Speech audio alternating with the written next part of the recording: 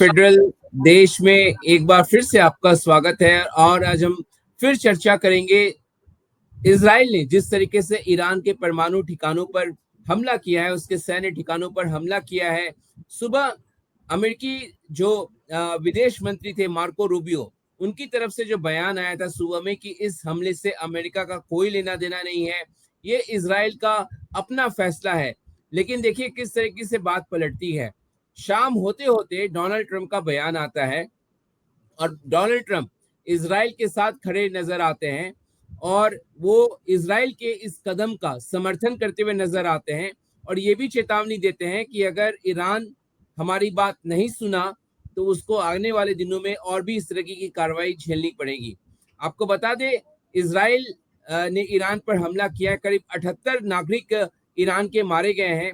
ये भी जानकारी आ रही है कि जो उनके साइंटिस्ट हैं वो मारे गए हैं। ईरानी फौज के टॉप जो अधिकारी हैं वो भी इस हमले में मारे गए हैं। तो एक इजराइल ने जिस तरीके से इंस्टिगेट किया ईरान पर हमला करने के बाद पूरे मिडिल ईस्ट में, पूरे खाड़ी के देशों में एक तनाव है, क्योंकि ये जो इलाका है ये कच्चे तेल का सबसे बड़ा उत्पादन करने वाला क्षेत्र है। अगर ये एस्केलेट यहाँ से होता है तो दुनिया भर में सप्लाई चेन बाधित होगी, कच्चे तेल की सप्लाई बाधित होगी। और उसका नतीजा भी आज हमने देखा किस तरीके से 12% कच्चे तेल के दामों में उछाल आया और जो $65 के आसपास कच्चा तेल ट्रेड कर रहा था आज $77 प्रति बैरल के हाई पर चला गया।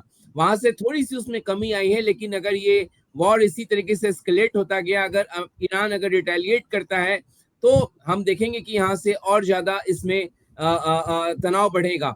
आपको बता दें, बेंजामिन नेतन्याहू जो कि इजराइल के प्रधानमंत्री, उन्होंने भारतीय प्रधानमंत्री नरेंद्र मोदी को फोन भी किया है और इस इशू को लेकर डिस्कशन किया, जिसमें प्रधानमंत्री मोदी ने कहा कि हम चाहते हैं और भारत चाहता है कि दोनों देश आपस में मिलकर इसको सुलझाएं, बातचीत के जरिए इसको सुलझाएं। हम इस पर चर्चा करेंगे। हमारे साथ हमारे दो सहयोगी ललित राय और अभिषेक रावत जुड़ गए हैं, उनसे चर्चा करते हैं। ललित, किस तरीके से देख रहे हैं? अभी ये खबर आ रही है कि 78 लोग मारे गए हैं इजराइल के बॉम्बिंग में, और क्या लगता है आपको, ईरान यहाँ से शांत बैठेगा या किस तरीके से ये एस्केलेट होता हुआ नजर आता है आपको? मनीष, देखिए, सबसे बड़ी चीज है कि ईरान हो, इजराइल हो, उसके बाद आपका यमन हो, चाहे हमास हो, और उसके बाद अमेरिका हो।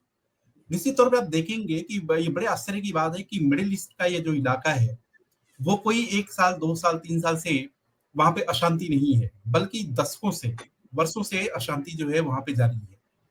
सबके मन में एक सवाल भी होता है कि इजराइल छोटा सा देश है, उसमें अमेरिका का इंटरेस्ट क्या है। फिलिस्तीन अपने लैंड को वापस लेने की मांग करता है, वो चाहता है कि उसको एक सॉवरन स्टेट डिक्लेयर कर दिया जाए। वहां भी संपत्ति के मामले में अगर देखा जाए, इकोनॉमिक रिसोर्सेज के मामले में क्या है तो बहुत कम चीज है, बावजूद जो अमेरिका इंटरेस्ट लेता है। अब बात रह गई ईरान की, तो ईरान का जो अमेरिका का जो रिलेशन है उसका एक ऐतिहासिक संदर्भ भी है। आप देखेंगे कि 1980 में जब ईरान और इराक के बीच में लड़ाई शुरू हुई और उसके बाद ईरान इराक में 8 साल तक वो लड़ाई चलती रही, उस समय अमेरिकन भी इंटरेस्ट लेना वहीं से शुरू कर दिए थे। ऐसा नहीं था जो कि अमेरिका के पास ऑयल वेल्स नहीं है, तेल के कुएं नहीं है। अमेरिका के पास भी वो सेल्फ सफिशिएंट है एनर्जी के मामले में, खासतौर से फॉसिल फ्यूल्स के मामले में। लेकिन अमेरिकन को ये लगता था कि अगर वैश्विक स्तर पर अपनी धमक को बनाए रखना है, अपनी चमक दमक को मेंटेन किए रखना है, तो फ्यूल एक ऐसा चीज है, जो फॉसिल फ्यूल है वो एक ऐसी चीज है कि जिस पर हमारा कंट्रोल होना चाहिए। और वो कंट्रोल सऊदी अरेबिया से चूंकि नहीं हो सकता था, क्योंकि सऊदी अरेबिया का जो रिलेशनशिप यूएस से बहुत पहले से भी अच्छा रहा, उसमें कभी भी मतलब उतार चढ़ाव का दौर नहीं रहा, वो एक बराबर पेग पर बने रहे।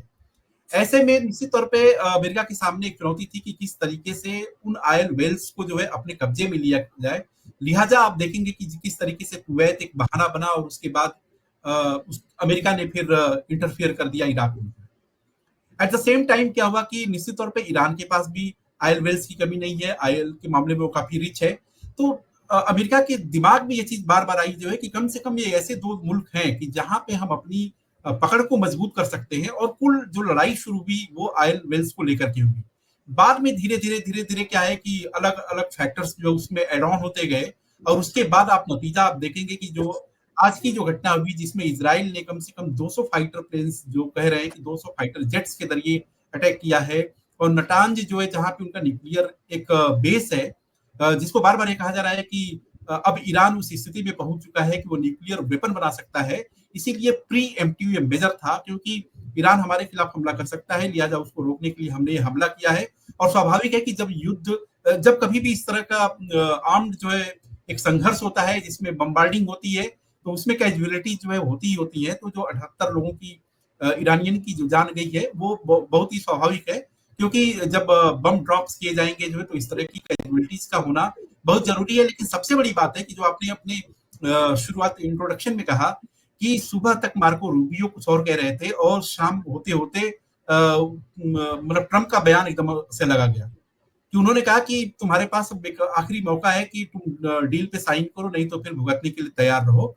और सबसे बड़ी चीज है कि वो फिर बाद में फॉक्स न्यूज को इंटरव्यू में ट्रंप ये कहते हैं कि हमको ये जानकारी तो थी और कि इजराइल कुछ ऐसा करने वाला है। फिर बाद में कहते हैं कि भाई अमेरिकन का कोई रोल नहीं है, जबकि ईरान का ये साफ साफ कहना है कि ये बिना अमेरिकन रोल्स के जो है संभव नहीं है। और अब तो ईरान ने भी एकदम क्लियर कर दिया है कि ये हमारे लिए डू और डाई का सवाल है, और हम किसी भी हद तक जाने के लिए, अपनी सॉवरेनिटी को बचाने के लिए हम आगे बढ़ेंगे। लेकिन सबसे बड़ी बात है कि क्या इजराइल के सामने ईरान ठहर पाएगा, यह एक मनीष बड़ा सवाल है। जी मनीष। बिल्कुल। ललित, अभिषेक आपके पास आना चाहेंगे, क्योंकि हम लोग चर्चा भी कर रहे थे इस बात को लेकर, आप भी चर्चा कर रहे थे जिस समय डोनाल्ड ट्रंप का वो जो सोशल मीडिया पे वो पोस्ट आया, और देखिए किस तरीके से उन्होंने साफ लफ्जों में, जो उनके विदेश मंत्री सुबह में कुछ और कह रहे थे और वो बिल्कुल पलट गए। अब आपको क्या हालात नजर आ रहा है? क्या अमेरिका अब साफ तौर पे इस मसले में कूदता हुआ नजर आ रहा है?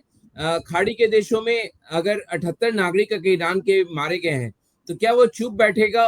वो किस तरीके से रिटेलिएट करेगा? आप किस दिशा में इसको देखते हुए जाता देख रहे हैं? आप अनम्यूट करिएगा आवाज, अभिषेक।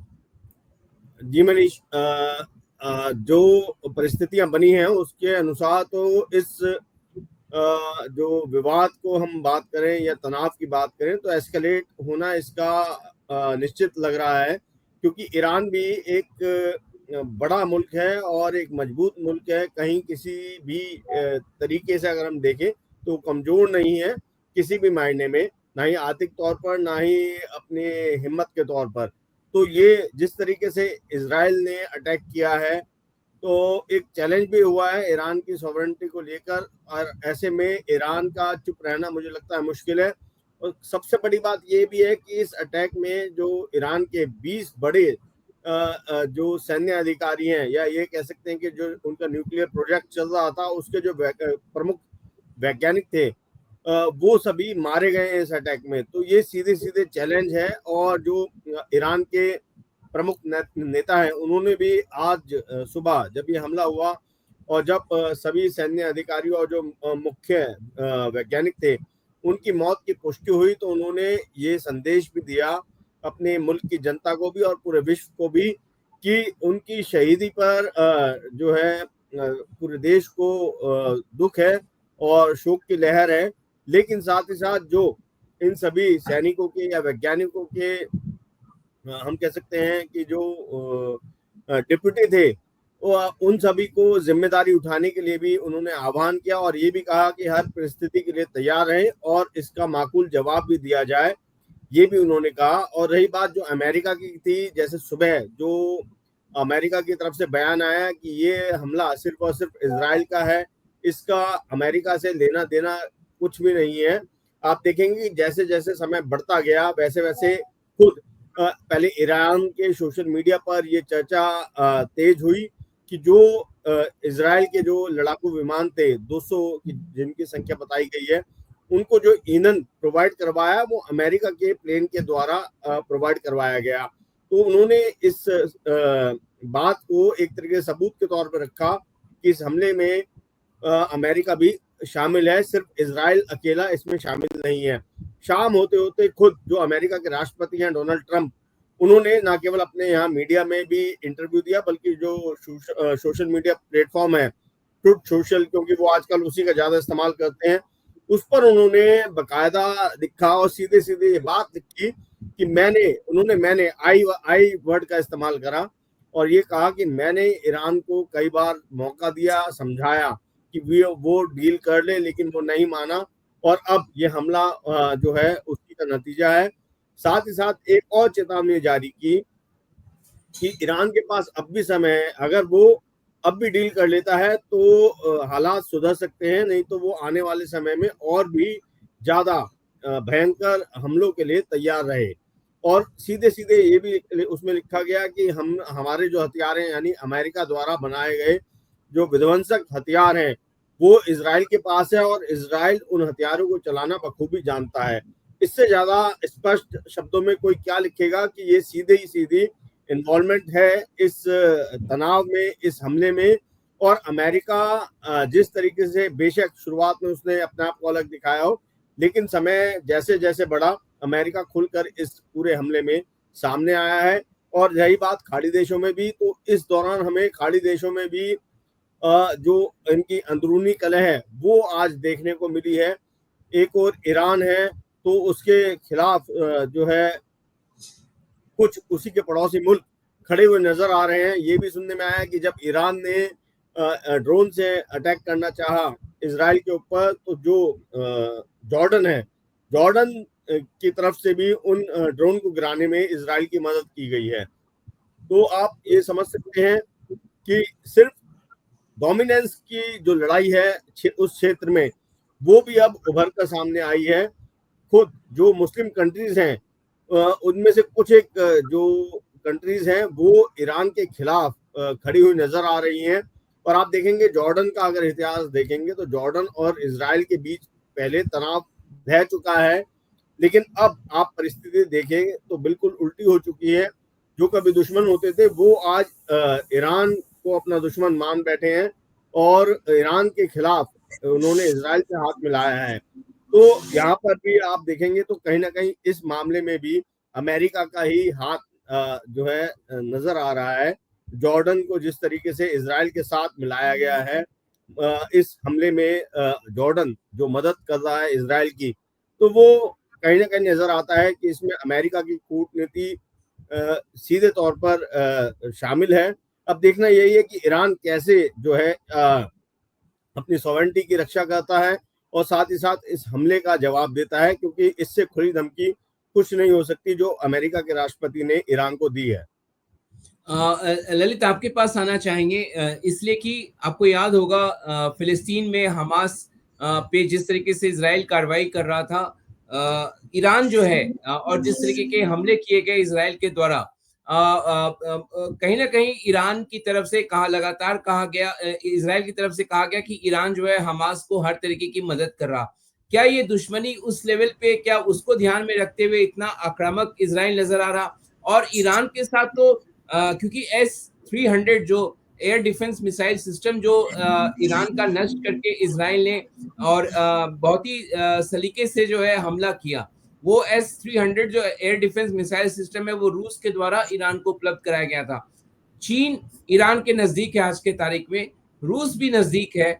इसके बावजूद क्या वजह है कि ईरान जो है अभी तक इतने घंटे हो चुके हैं, 12 घंटे से ज्यादा हो चुके हैं, 16 घंटे के करीब हो रहा, और अभी तक उस तरीके से रिटेलिएट नहीं कर पाया इजराइल के खिलाफ जो इस तरीके का उसने हमला किया वहां पे और ईरान को इतना ज्यादा नुकसान पहुंचाया है? मनीष, देखिए इंटरनेशनल रिलेशन में क्या होता है कि दो देशों के बीच में, या अगर मल्टी कंट्रीज को आप मान लीजिए, कि सबके अपने अपने इंटरेस्ट होते हैं। ये बात सच है कि अगर देखा जाए तो इजराइल और ईरान के बीच में जो भौगोलिक दूरी आप देखिए, तो कहीं किसी भी तरीके से इजराइल ईरान के साथ किसी भी तरीके से अपनी बाउंड्री शेयर नहीं करता है, फिजिकली वो शेयर ही नहीं करता।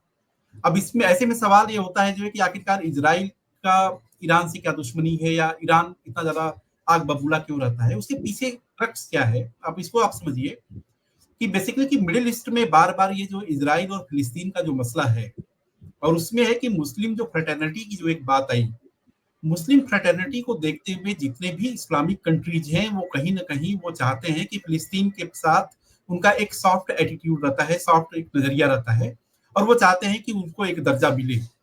इजराइल उसका घोर विरोधी है, और इसका ऐतिहासिक एक परिप्रेक्ष्य है कि खासतौर से जीव्स, इजराइल क्या कहते हैं कि भाई हम एक ऐसी कम्युनिटी है कि जो अपनी जगह से भगा दिए गए, पूरे विश्व में हमको मतलब जाना पड़ गया और हमको तो अपना एक होमलैंड चाहिए, हम तो केवल उसी की डिमांड कर रहे थे। तो मतलब अस्तित्व की बात है, और उस अस्तित्व की लड़ाई में अलग अलग देश अपनी अपनी सुविधा के हिसाब से, अपनी अपनी जरूरत के हिसाब से एक दूसरे के साथ आते गए। अब आप सोचिए कि अगर इजराइल और फिलिस्तीन के बीच में कोई संघर्ष चल रहा है, तो उसमें लेबनान के हुतीज से यमन के हुतीज से अमेरिका का क्या लेना देना है। लेकिन जब यमन की हुतीज ये कहते हैं कि भी रेड सी में कोई भी शिप जिस पर अमेरिकन फ्लैग होगा या इजराइल का फ्लैग होगा तो उसको हम अपना दुश्मन मानेंगे। अब अमेरिका का सीधे सीधे यमन से भी कोई भौगोलिक वो नहीं, संबंध नहीं है, लेकिन ये कि वो केवल सिर्फ और सिर्फ की मुस्लिम फ्रेटर्निटी के नाम पर वो जाके इकट्ठा हो गया। तो एक लीग बना कि भाई कि यमन का लीग है, फिर उसके बाद ईरान का एक लीग है, और जहां तक रही चाइना और रसिया की, तो आज की परिस्थिति में ये बात सच है कि ईरान के ये दोस्त हुआ करते थे और दोस्त हैं भी, और ये इसलिए भी हुआ करते थे क्योंकि जब पूरा वर्ल्ड जो है वो बाइपोलर था, तो वो मजबूरी थी, उसमें वो ये साथ में आए। लेकिन आज की डेट में आप देखिए कि यूक्रेन के साथ रसिया का वार चल रहा है, चाइना के साथ जो अपनी सारी समस्याएं भी हैं, बहुत सारी दिक्कतें हैं, टैरिफ का भी एक दिक्कत है, धीरे धीरे खैर उसको वो सुलटाने में करीब करीब वो कामयाब भी हुए हैं, अमेरिका का भी सुर नरम पड़ा है। तो ऐसे में ये देखने वाली बात है कि वो चाइना और रसिया किस तरीके से वो सामने आएंगे। जहां तक रही कि इंटरनेशनल डिप्लोमेसी में आप देखेंगे कि यूक्रेन के साथ नेटोज के कंट्रीज यूक्रेन के साथ सीधे तौर पे नहीं है, लेकिन हथियारों के तौर पर, पैसे के तौर पर वो उसकी मदद कर रहे हैं। तो ये हो सकता है कि आने वाले टाइम में, अब जब ट्रंप ने सीधी सीधी बात कर दी जो है कि भाई आपके पास ऑप्शन ही यही है कि या तो डील करो, नहीं तो फिर मतलब अंजाम कितना बुरा होगा उसको भुगतने के लिए तैयार रहो। तो अब ये देखने वाली बात है कि चाइना और रसिया की तरफ से किस तरह का रिएक्शन आता है। जहां तक अगर इस समय की मौजूदा परिस्थिति की बात करें तो चाइना और रसिया की तरफ से एक बहुत ही बैलेंस रिएक्शन ही आएगा कि मतलब अभी भी जो वैश्विक स्तर पर जो हालात बने हुए हैं उसमें किसी भी देश को जो टेंशन को मतलब एक्सकेलेट करने की जरूरत नहीं है। लेकिन पर्दे के पीछे क्या होगा वो आप भी समझ रहे हैं कि जहां अमेरिका का इन्वॉल्वमेंट बड़े स्तर पर होगा तो चाइना और रसिया उसमें कोई अपनी तरीके से हस्तक्षेप ना करें, ये संभव ही नहीं है।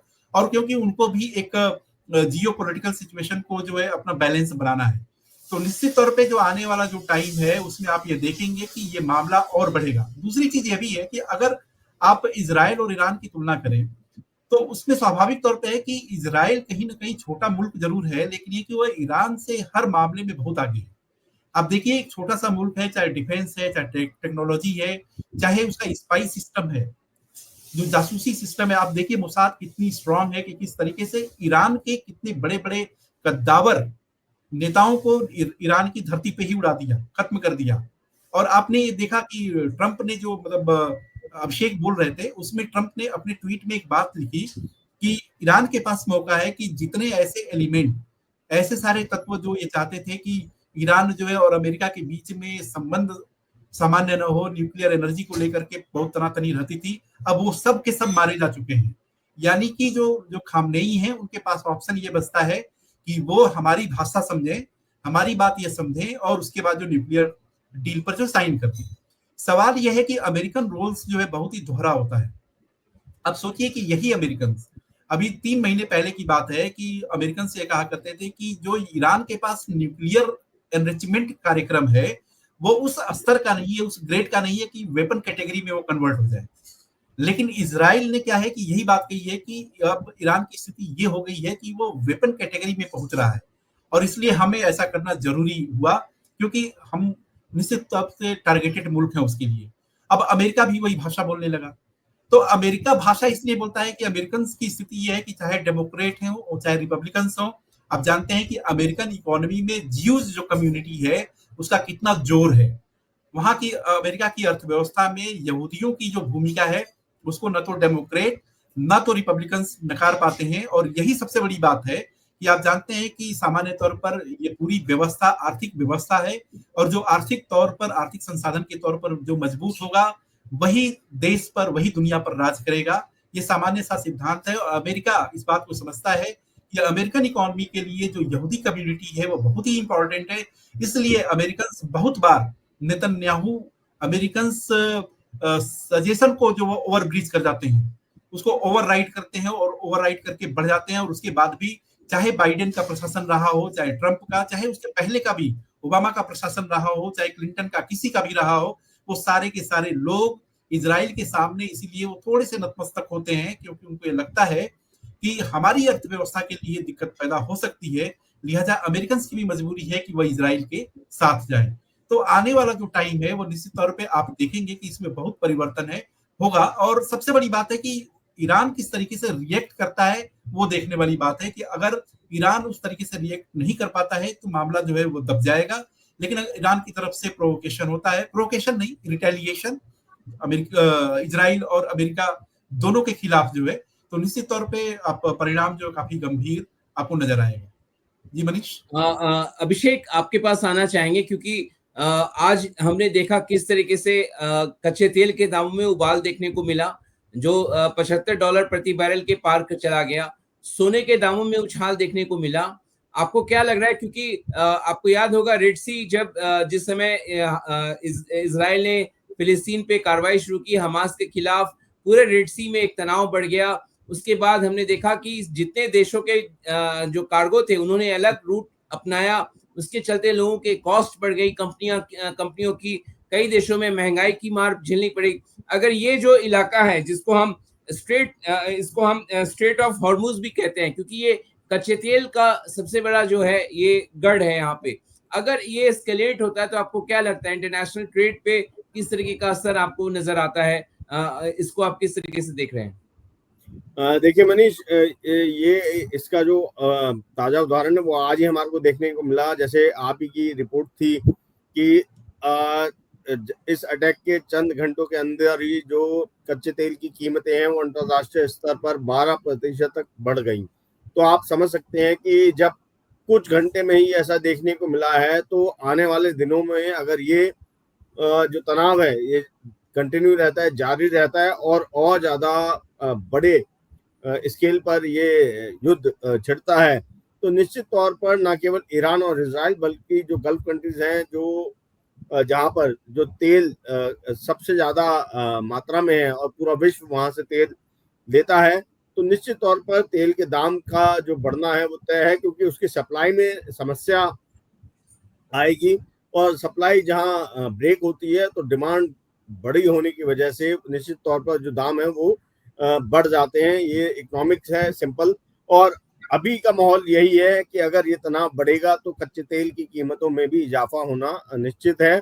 और अगर हम अपने भारत की बात करें तो भारत का जो अगर हम देखें, कच्चा तेल हो या फिर गैस हो, ईरान से काफी ज्यादा हम जो है इंपोर्ट करते हैं दोनों चीजें। तो अगर ये कंटिन्यू चलता है तो हमारे देश के लिए भी कहीं ना कहीं ये काफी ज्यादा महंगा साबित होने वाला है, क्योंकि कच्चे तेल की कीमतें बढ़ेंगी। तो अभी तक तो सरकार ने अभी जैसे पिछले हफ्ते की बात थी कि कच्चे तेल की कीमतें काफी कम थी, लेकिन पेट्रोल और डीजल की कीमतों में कमी नहीं की जा रही थी।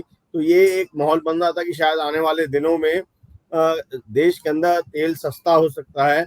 लेकिन अब जब इतनी तेजी से एक दिन में या कुछ घंटों में 12% का उछाल आ जाना, और वो भी अनिश्चितता के साथ कि आने वाले दिनों में ये तनाव कितना और बढ़ सकता है और कितने दिन ये कंटिन्यू रह सकता है, तो ऐसे में अगर तेल की कीमतें बढ़ती हैं तो शायद हमारे देश में भी इसका प्रभाव होगा, और जो अन्य सामान है वो उसकी भी महंगाई बढ़ना जो है निश्चित होगा। अभी आप ही की रिपोर्ट थी कि जो चल रहा था कि पिछले हफ्ते या फिर 10-15 दिन पहले जो एक रिपोर्ट आई थी कि महंगाई दर में कमी देखी गई है। तो मुझे लगता है कि इस एक तनाव की वजह से हमारे देश की अर्थव्यवस्था पर भी एक बड़ा असर देखने को मिल सकता है। बिल्कुल अभिषेक, और इसका हमने नजारा भी देखा सुबह। पूरे फाइनेंशियल मार्केट में टर्मोइल देखने को मिला। अमेरिकी शेयर बाजार, यूरोपीय शेयर बाजार, एशियन शेयर बाजार और भारतीय शेयर बाजार। सुबह सेंसेक्स दिन में एक वक्त 1300 अंक गिरावट के साथ कारोबार कर रहा था। ललित, आपके पास आना चाहेंगे। भारत की भूमिका इन सब में बहुत ही अहम है। ईरान एक समय भारत के काफी करीब हुआ करता था। इजराइल को तो हमने 90 के दशक में एक तरह से मान्यता दिया। इस 90 के दशक में इजराइल के साथ थोड़े संबंध सुधारे, फिर भी भारत हमेशा दूरी बना के रखता था। लेकिन 2014 के बाद भारत ने एक अलग इजराइल के प्रति अप्रोच अपनाया। अभी देखिए दिसंबर में यूनाइटेड नेशन में गाजा में सीज फायर का भारत ने समर्थन करते हुए यूएन में वोट किया, और आज खबर आ रही है कि भारत ने गाजा में जो सीज फायर को लेकर वोटिंग हुई उसमें एब्सटेन किया। तो 6 महीने में भारत का रुख जो है बदल गया। इस तरीके से क्या आपको नजर आता है, क्योंकि ईरान भी भारत के काफी करीब एक समय हुआ करता था। कच्चा तेल तो हम उससे आयात करते ही है, क्योंकि अमेरिका ने सैंक्शन लगा दिया, इसके बावजूद हमने दूसरे करेंसी के जरिए आयात वहां से किया। लेकिन भारत जिस तरीके से इजराइल के साथ नजदीकी आ रही, कंडेम भी नहीं अगर भारत कर रहा, तो आपको क्या लगता है भारत के दिमाग में क्या चल रहा है, मौजूदा सरकार के दिमाग में क्या चल रहा है? देखिए मनीष, सबसे बड़ी चीज है कि जब आप असर्ट करना चाहते हैं, जब आप अपनी अथॉरिटी को दिखाना चाहते हैं, बताना चाहते हैं, दो तरह की स्थिति बनती है कि एक तो ये है कि एज इट इज जो चल रहा है उसको चलने दो और सब कुछ ठीक है, जो हमारी व्यवस्था है उसी व्यवस्था से हम चलते रहेंगे। दूसरी चीज है कि हमें ऐसा लगता है कि हमारे अंदर वो काबिलियत है और उस काबिलियत को हमको असर्ट करना चाहिए, अपनी अथॉरिटी को बताना चाहिए, दिखाना चाहिए। अब जब आप अपनी अथॉरिटी को बताते हैं, जब आप असर्ट करते हैं, तो नेचुरल सी बात है कि आपके जो डायमेंशंस होते हैं, जो आपके रिलेशंस होते हैं, वो बदलते हैं, वो एक जैसे नहीं रहते हैं। और इंटरनेशनल पॉलिटिक्स में रिलेशन में क्या होता है कि रिलेशंस कभी भी एक जैसा रहता ही नहीं है। वो समय के हिसाब से अपने जो डोमेस्टिक जो जरूरतें जो होती हैं, जो वो निर्धारित करती हैं। आपको याद होगा कि प्राइम मिनिस्टर नरेंद्र मोदी से यही सवाल किया गया था जो है कि आप आज के दौर में 2014 के बाद इस सरकार ने कुछ ऐसे फैसले किए और कुछ ऐसे देशों के करीब गए जिसके बारे में सोचा नहीं जा सकता था। आखिरकार इसमें चेंज क्या हुआ? उन्होंने कहा जो है कि देखिए, हम 21वीं सदी में चले गए हैं और 21वीं सदी का करीब जो 1.5 दशक बीत चुका है, अब दूसरे तीसरे दशक में हम हैं। निश्चित तौर पे क्या है कि 1947 का जो भारत या 1971-72 का भारत या 1990-91 का जो भारत है वो नहीं है। हमें उस मेंटालिटी से जो है बाहर निकलना पड़ेगा। हमारे अंदर वो क्षमता है, हमारे अंदर वो काबिलियत है और अब ये समय आ गया है कि हम अपनी काबिलियत को, अपनी क्षमता को दुनिया के अलग अलग देशों तक लेकर के जाएं और उनको बताएं कि भारत जो है कितना सक्षम है, कितना काबिल है। लिहाजा भारत का जो एक असर्टिव जो एक रुख है, जो अथॉरिटी बताने का जो रुख है कि हम कुछ कर सकते हैं, हमारे में वो क्षमता है, उस क्षमता ने ही, उस एटीट्यूड ने ही भारत को इजराइल के करीब किया। लेकिन आप देखेंगे कि भारत इजराइल के करीब आया, लेकिन कभी भी भारत ने ईरान का साथ भी नहीं छोड़ा। उसने कहा कि भाई दोनों मुल्कों के बीच में या कोई भी मुल्क जिनके बीच में आपस में डिफरेंसेज है, उस डिफरेंसेज को सॉर्ट आउट करने का एक तरीका है कि वो शांति के साथ एक टेबल पर बैठे और आपस में बातचीत के जरिए उसको सुलटाएं। तो कहने का अर्थ है कि भारत का जो ये असर्टिव एक जो नेचर अब बन गया है, उसके हिसाब से आप देखेंगे कि भारत और इजराइल के बीच में एक नजदीकी आई और इसी का आप नतीजा देखेंगे कि ऑपरेशन सिंदूर के बाद बहुत तबकों में ये बात हो रही है कि बहुत सारे देशों ने भारत का साथ छोड़ा है। जैसे जापान उस तरीके से खुल के सामने नहीं आया, ऑस्ट्रेलिया जो है जो कि क्वाड का जो मेंबर है, जापान भी जो क्वाड का मेंबर है, वो खुल करके सामने नहीं आया। बहुत ऐसे सारे मुल्क, रसिया जो उस तरह से खुल करके सामने नहीं आया। तो स्वाभाविक है कि मनीष, जब आप असर्ट कोई चीज करते हैं, जब आप अपने को बताते हैं कि भाई 4 पढ़े लिखे लोगों के बीच में जो है मेरी भी एक जगह है, मैं 5वां व्यक्ति हूं जो मेरी भी जगह है, आप उसको आप मानिए, तो 4 लोगों के ऊपर यह निर्भर करता है कि वो आपको किस तरीके से लेते हैं। हो सकता है कि उस 4 में से 1 या 2 ये मान के चले कि नहीं ठीक है, ये काबिलियत का जमाना है और उस काबिलियत के जमाने में कोई एक लड़के की एंट्री होती है तो उसको एक्सेप्ट करना चाहिए। लेकिन बहुत सारी चीजों को देखा गया है कि उस लाइन में तीसरे, चौथे, 5वें की एंट्री ना हो, इसकी भी कोशिश की जाती है। लिहाजा अभी की जो स्थिति बनी है उसमें इस तरह की भी चीज चली जो है कि भारत कुछ हद तक आइसोलेट हो गया, लेकिन ऐसी बात नहीं है, क्योंकि इंटरनेशनल जो पॉलिसीज हैं, जब हम अपनी असर्टिव नेचर के साथ अपनी बात को रखते हैं तो इस तरह की बात सामने आती है। और जहां तक इजराइल और ईरान के बीच का जो मामला है, आप देखेंगे कि फिजिकली इजराइल और ईरान का कोई आपस में कभी परेशानी वाली बात रही नहीं है, वो कहीं तीसरी चौथी जगह से गवर्न होती रही है। ईरान की न्यूक्लियर फैसिलिटी को लेकर के अमेरिका की नजर है, अमेरिकन की नजर ईरान के ऑयल संपदा पर है और अमेरिकन चूंकि वो डिक्टेट कर रहे हैं, चूंकि इजराइल उसका एक साथी है, तो नेचुरल सी बात है कि वह इजराइल कहाँ जाएगा। तो वो भी कभी न कभी किसी न किसी रूप में वो अमेरिका की भाषा बोलता है।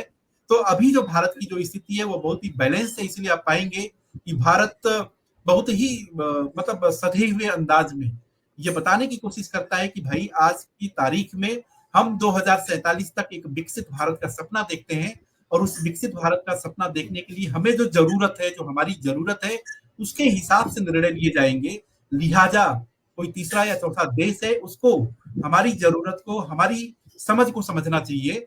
और मतलब हम किसी के खिलाफ नहीं है, हम किसी के साथ नहीं है, ये हमारी आवश्यकता है, ये हमारी आकांक्षा है, और आवश्यकता और आकांक्षा को देखते हुए हम फैसले लेते हैं। लिहाजा आप पाएंगे कि भारत इजराइल और ईरान के बीच में जो कुछ हुआ है उसमें भारत की तरफ से बहुत ही सधे अंदाज में चीजें जो है वो कही गई हैं। अभी उस तरीके से मतलब उसकी कोई क्रिटिसिज्म नहीं हुआ है।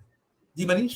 अभिषेक, मैं अभी थोड़ी देर पहले एक ट्वीट देख रहा था शहबाज शरीफ पाकिस्तान के प्रधानमंत्री का, और उन्होंने काफी कंडेम किया है इजराइल के इस हरकत का, जिस तरीके से उसने ईरान के परमाणु ठिकानों को निशाना बनाया है। पाकिस्तान खुलकर ईरान के साथ खड़ा है। आपको ध्यान होगा कि ईरान भी जिस तरीके से ऑपरेशन सिंदूर के समय जो है कई बात कहा गया कि तुर्की ने पाकिस्तान का साथ दिया, तो कहीं ना कहीं मनोवैज्ञानिक तौर पर ईरान भी पाकिस्तान के साथ था, इस तरीके की बातें कही गई। लेकिन आज शहबाज शरीफ खुल के ईरान के साथ नजर आए।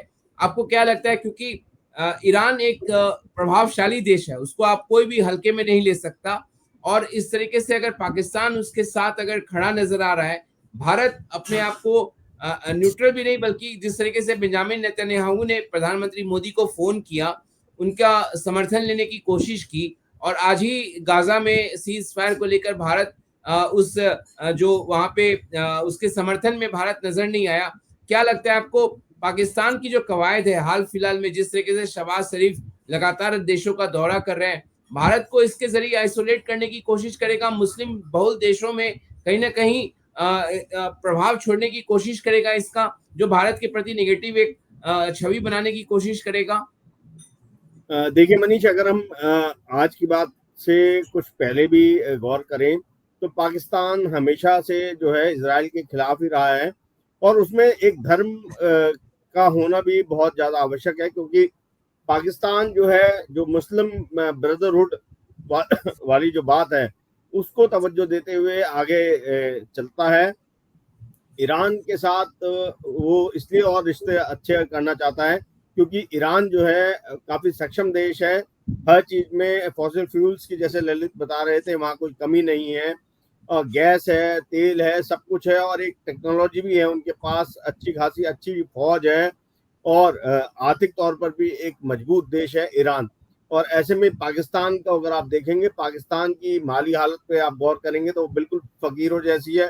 फकीर एक पॉजिटिव वर्ड होता है, मैं कहूँगा बिल्कुल गरीबों जैसी है, और वो भिखमंगों की तरह इधर उधर जाके जो है फंड कलेक्ट कर रहे हैं अपने देश के लिए, जबकि वहाँ की जनता जो है वो इस बात को लेकर परेशान है कि अगर विदेशों से चंदा आ भी रहा है तो वो आम जनता तक नहीं पहुंच रहा है।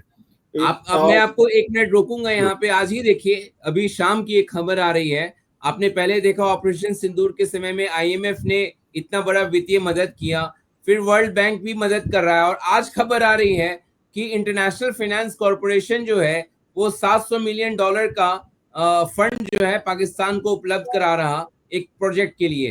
तो कहीं ना कहीं तमाम जो एजेंसियां हैं, भले ही भारत उसको आइसोलेट करने की कोशिश करता हो, लेकिन ये फाइनेंशियल इंस्टीट्यूशन जो है वो उसके साथ खड़े नजर आ रहे हैं। जी अभिषेक। जी ललित, मैं इसमें ये भी आपको बताऊंगा कि जो मुझे लगता है ऐसा, या फिर जो कुछ और लोग हैं जिनका मानना ये है कि ये इनडायरेक्टली कहीं ना कहीं अमेरिका की तरफ से भी एक मदद है। चाइना तो खुलकर पाकिस्तान के साथ है ही, लेकिन अमेरिका भी इस मामले में मैं कहूँगा कि बैकडोर से ही सही, लेकिन पाकिस्तान की मदद वो करना चाह रहा है। और यही वजह भी है कि पाकिस्तान को ये फंड मिल जा रहे हैं इतनी परिस्थितियों के बाद भी, जब उसका सीधे तौर पर आतंकी हमले को अंजाम देने के मामले में नाम आया है। और अभी अगर मैं बात करूं, बेशक अभी पाकिस्तान, जैसे आप बता रहे हैं, जो पाकिस्तान के प्रधानमंत्री हैं उन्होंने ईरान के सपोर्ट में सोशल मीडिया पर पोस्ट किया है या बयान दिया है, लेकिन वो बयान मुझे सिर्फ दिखावा भर लग रहा है, क्योंकि एक तरफ जहां अमेरिका खुलकर इजराइल के सपोर्ट में अब आ चुका है और सीधे तौर पर ईरान को चेतावनी दे चुका है, तो मुझे नहीं लगता कि पाकिस्तान सीधे तौर पर ईरान के सपोर्ट में आकर इजराइल की तरफ किसी भी तरीके का कोई प्रक्रिया देना चाहेगा। वो बात और है कि पहले एक बात सुनी गई थी कि जो न्यूक्लियर प्रोजेक्ट चल रहा है ईरान में, जिसको लेकर इजराइल आज ये बोलता है कि उसने आज का जो हमला करा है वो इसलिए करा है, तो उसमें तकनीकी तौर पर मदद ईरान ने पाकिस्तान से भी लेना चाहा था और शायद कोई मॉनेटरी ऐसी ट्रांजैक्शन भी हुई थी या डील होनी चाहिए थी जिसमें पाकिस्तान ने मदद करने की पेशकश भी रखी थी। या अगर जंग की भी बात करें तो पाकिस्तान ने ये ऑफर भी दिया था ईरान को कि वो भी ईरान की तरफ से लड़ाई में मैदान में उतर सकता है, बशर्ते कि उसको आर्थिक तौर पर मदद की जाए। तो आज की जो परिस्थिति है, मुझे लगता नहीं है कि पाकिस्तान सीधे तौर पर इस लड़ाई में वो पड़ना चाहेगा, क्योंकि अमेरिका अब खुलकर इजराइल के साथ आ चुका है और उसने कड़ा संदेश भी दे दिया है। लेकिन जो अपनी वो एक सपोर्ट चाहता है इंटरनेशनल लेवल पर, क्योंकि भारत के साथ उसकी जो आज की परिस्थिति है वो भी तनावपूर्ण है। ऑपरेशन सिंदूर अभी ठहराव के मोड पर है, क्योंकि जो हमारी इंडियन आर्मी है उन्होंने यही बोला है कि ऑपरेशन सिंदूर अभी जारी है, जो कुछ समय के लिए रुका हुआ है। अगर पाकिस्तान फिर कोई हिमाकत करता है तो ये ऑपरेशन फिर से शुरू कर दिया जाएगा। तो ऐसे में पाकिस्तान को इंटरनेशनल लेवल पर अपने सपोर्ट में कई देशों की जरूरत है। और अभी जब इंडिया पाकिस्तान का बीच जो तनाव हुआ था उसमें हमने ये देखा भी कि कई जो हमारे पुराने दोस्त थे वो इस समय जो एक तरफा सपोर्ट ना करते हुए उन्होंने कहीं ना कहीं दोनों देशों के सपोर्ट की बात करी। तो ये जाहिर तौर पर ये भी दर्शाता है कि जो इंडिया है उसने बेशक नए रिश्ते कायम करे हों, लेकिन जब जरूरत की वक्त है तो कहीं ना कहीं इंडिया अकेला ही हमें नजर आया। बल्कि इजराइल ने खुलकर, मैं कहूँगा कि उस समय पर इंडिया का सपोर्ट कर रहा था और ये कहा था कि आतंक के खिलाफ इस लड़ाई में इजराइल इंडिया के साथ है। और अभी जैसा प्रधानमंत्री मोदी ने भी एक ट्वीट करके ये जानकारी दी थी, जिसका आप जिक्र कर रहे थे कि बेंजामिन नेतन्याहू ने प्रधानमंत्री मोदी को कॉल किया था, तो अपने उस ट्वीट में उन्होंने ये कहा है कि वो चाहते हैं कि मिडल ईस्ट में जल्द से जल्द शांति कायम हो। तो जो प्रधानमंत्री है उनके संदेश में यही जो है इस बात का जोर दिया गया है कि दोनों ही देशों के बीच में जल्द से जल्द शांति स्थापित होनी चाहिए, क्योंकि ईरान हमारा पुराना मित्र है। ईरान से हमारे जो है व्यापारिक संबंध भी हैं और जो वहाँ पर पोर्ट है उसको डेवलप करने का भी अभी पिछले साल ही जो है इंडिया को 10 साल के लिए लीज पे वो पोर्ट दिया गया है। तो मुझे नहीं लगता कि किसी भी परिस्थिति में भारत चाहेगा कि दोनों देशों के बीच में जो युद्ध है वो छिड़े।